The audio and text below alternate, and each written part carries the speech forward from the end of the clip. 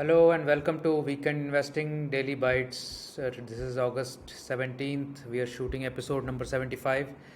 We're going to continue on psychological traps in investing part 2 today. Last week we did a 4 traps that we have in psychological traps in investing in part 1 of this series, and we covered sunk cost trap, anchoring trap, confirmation trap and blindness trap last time, and today we will have another 4. Let's first go and see what happened in the markets. So IT stocks were the major runners in the market today. IT, TCS,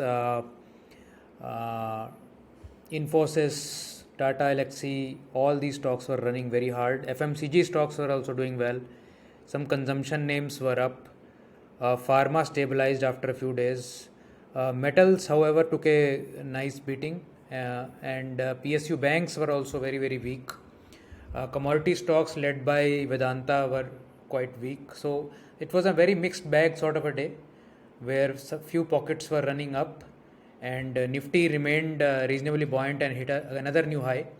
Nifty closed at 0.3% up, while the small caps remained in the red. So small caps have not had a good day in the last many days, except one bounce day that we had. But overall, in the last week or so, they have done nothing basically. In terms of the weekend investing, small cases, NNF 10, LTC Next 200, all cap, they were all up more than 1%. ATH was up 0.7%, and some of these were MI20, MI35, MIATH2, which are all have a small cap component to it right now, were down, with MI25 also down 0.1%. Now coming back to the topic of the day, which is the psychological traps in investing.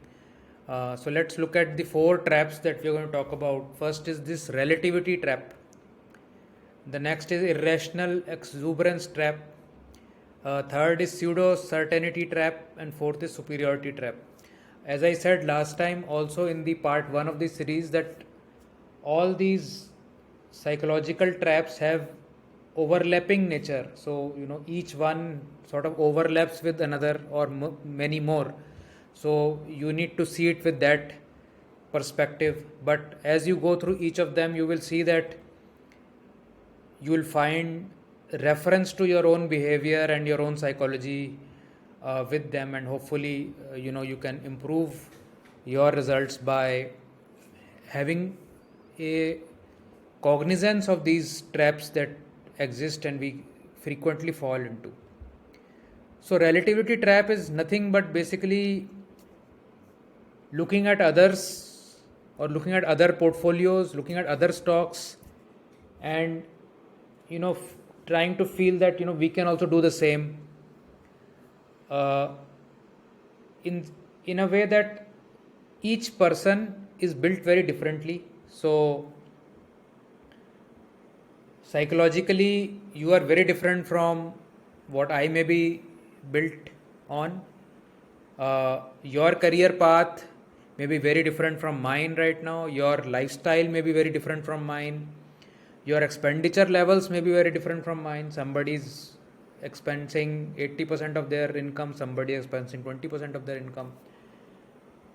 Somebody may be getting a huge inheritance. Somebody may be having a lot of risk appetite. Risk hai to ishq hai type of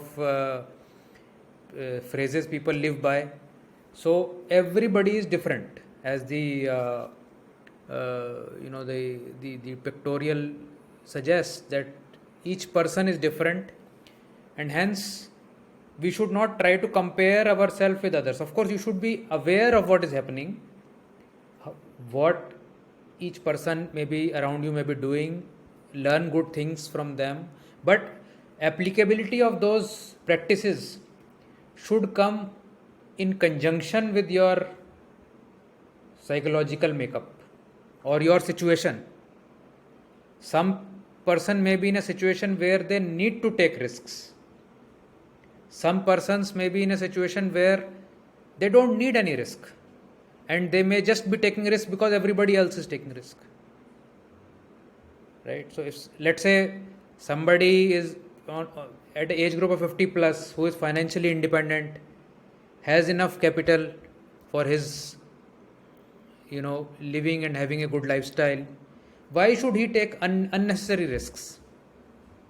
Whereas somebody who is very young, who practically has nothing to lose in his portfolio, even if it goes to high risk scenario and he loses it, he can still build it back, provided he has some runway or a visibility of his cash flow, etc. So each one has a different situation. So be aware, but beware too. I hope you got the difference there. Invest for yourself in your own context. Learn everything, but invest in your own context. No two people have the same situation. Invest according to your risk-taking ability. God has made us very, very different. That's why we don't even look like each other, and even internally we are very different. Each of our brains are as unique as our faces.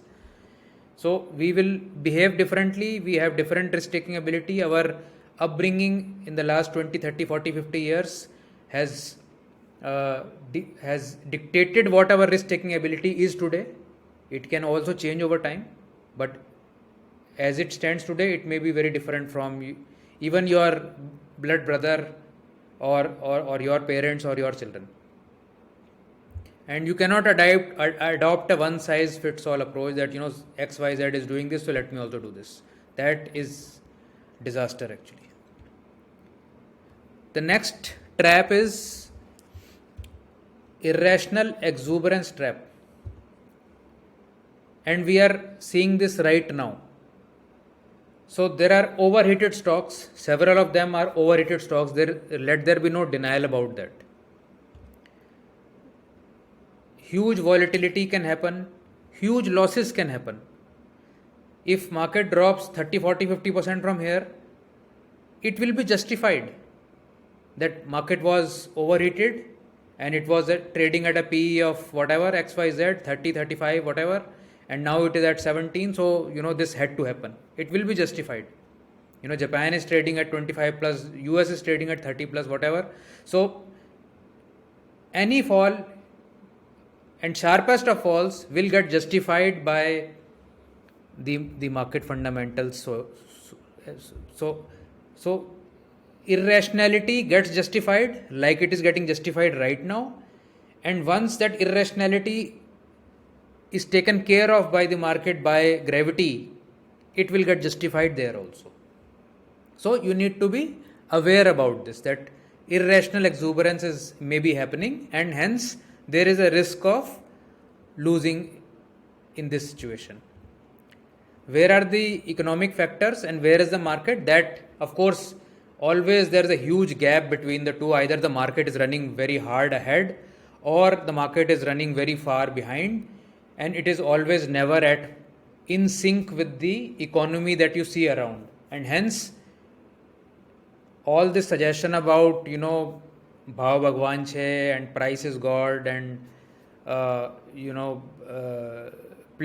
play what you are seeing in the market and not what you are seeing in the economy, because that doesn't work as much as one would want it to work, but it doesn't work that way. After market goes up, it may go into some sort of a sideways movement also. And you may feel that last 6 months market has not fallen, so it has stabilized here and now it will go up only. Although it may just be distributing there. And whenever there are wild bull runs, there is always semblance which comes back after some episode, some trigger will happen at some point. I'm not saying don't invest or don't play this bull run. I'm saying be aware of it. There is risk at all times, but there is potential also. So this is the trap that one can fall into, that I will sell my house and put my money into this market because everything goes up every day. So this is the best place for investing all my money. Or some small caps or some riskier stocks are going up, so hence let me just concentrate everything and put there. This is what irrational exuberance trap is. Then there is another pseudo certainty trap. We fix in our mind what the market will do. Some people are very fixated that this market has to go down. They are seeing that the market is going up every day, but in their mind they have decided that this market will go down. There is certainty in their mind. Yes, at some point market will go down. At some point we will all die also. That is also a certainty. But you don't live every day by that thought that tomorrow I may die. Right? You live with the thought that I will survive tomorrow, so let me enjoy my life. If you were to think that way, that tomorrow I may die, then you will not be able to live, right? So similarly in the market, it will crash someday, it will go down someday. But why do you want to let that ruin your today? You can take precautions, you can measure, you take measured risk, but you don't want to apply brakes, when you have the lead, like a F1 racer in this example, and he's winning the race, and he just crossed his opponent. Will he apply brakes in the fear that my engine may burn out? No, he won't do that. So this is a pseudo certainty trap, that some people are certain that this market may keep going up, hence they are selling their house and putting it on the market, and others are certain that market will go down and hence they will not touch a stock. So you need to get out of this trap. Here again the same, when portfolio is performing very well, some people want to go towards low risk. When portfolio is performing really badly and stocks are not moving or your portfolio is not moving, you want to move to high risk. So, and this tendency that I will win it all back, my stock has dropped 50%, I am certain that I can win it back, so let me just put everything. So there is no certainty in the market basically. You have to play it according to some rule, some plan, risk managed plan, so that your probability of winning remains up, but there is no certainty.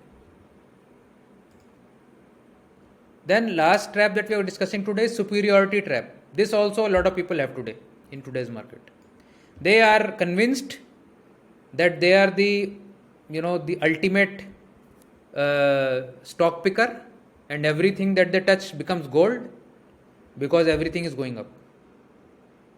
At least most of it, barring few favorite stocks of ours. So this trap can blind, and the blindness trap that we talked about are very, very overlapping. So superiority trap is where you are constantly telling yourself, see what kind of great stock picker I am. I picked it yesterday, today it is up 20%. Again I picked a stock, it is up 20%. Whatever I touch is gold, so let me just show rockets on Twitter and show how good a fund manager I am. So this superiority trap at some point will lead you to disaster. So one should stay on the earth and recognize that majority of the stocks are moving up, and hence my probability of picking a stock which is moving up is also very high. And it may not be your grey cells which are only to contribute towards that success which is coming. So these were the small 4 points that I wanted to make today. Thank you so much for watching these videos, and keep giving me suggestions for more. I'm happy to do this. Please subscribe to the channel, and I'll see you in another video. Bye.